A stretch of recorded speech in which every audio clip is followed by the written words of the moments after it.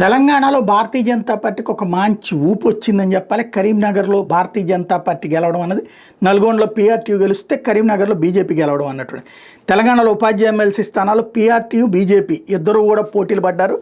Congress party మద్దతు ఇచ్చినటువంటి వాళ్ళు కూడా పోటీ పడ్డారు. అయితే కరీంనగర్, నిజామాబాద్, ఆదిలాబాద్, మెదక్ ఉపాధ్యాయ ఎమ్మెల్సీ స్థానాన్ని బీజేపీ గెలుచుకుంటే, నల్గొండ, వరంగల్, ఖమ్మం ఎమ్మెల్సీ స్థానాన్ని పీఆర్టీయూ గెలుచుకుంది.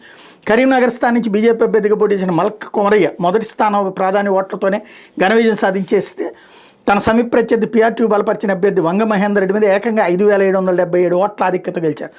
అలాగే నల్గొండ స్థానానికి జరిగిన హోరాహోరీ పోరులో పీఆర్టీయూ అభ్యర్థి పెంగళి శ్రీపాల్ రెడ్డి ద్వితీయ ప్రాధాన్య ఓట్ల దాకా వెళ్లాల్సి వచ్చింది. ఆయన తన సమీప ప్రత్యర్థి సిట్టింగ్ ఎమ్మెల్యే అయిన టీఎస్యూటీఎఫ్ అభ్యర్థి అలుగుబెల్లి నర్సిరెడ్డి మీద గెలుపొందారు. కరీంనగర్, నిజామాబాద్, ఆదిలాబాద్, మెదక్ ఉపాధ్యాయ ఎమ్మెల్సీ నియోజకవర్గంలో 25,041 మంది ఓటు హక్కు వినియోగించుకుంటే 24,144 ఓట్లు చెల్లుబాటు అయిన అభ్యర్థి గెలుపొందడానికి 12,081 ఓట్లను కోటా ఓటుగా నిర్ధారిస్తే, బీజేపీ అభ్యర్థి మల్క కొమరయ్యకి 12,959 ఓట్లు వస్తాయి. ఆయన సమీప పీఆర్టీ అభ్యర్థి వంగ మహేందర్ రెడ్డికి 7,182 ఓట్లు వచ్చినాయి. కరీంనగర్, నిజామాబాద్, ఆదిలాబాద్, మెదక్ పట్టభద్రుల ఎమ్మెల్సీ ఎన్నిక ఓట్ల లెక్కింపు ప్రక్రియ అయితే ఇంకా కొనసాగుతుంది. ఓట్లను ఎక్కించేందుకు ఇవాళ పొద్దున్న దాకా బిగినైంది. కొద్దిసేపటి క్రితం దాకా ఇంకా నడుస్తూ ఉంది ప్రక్రియ అయితే.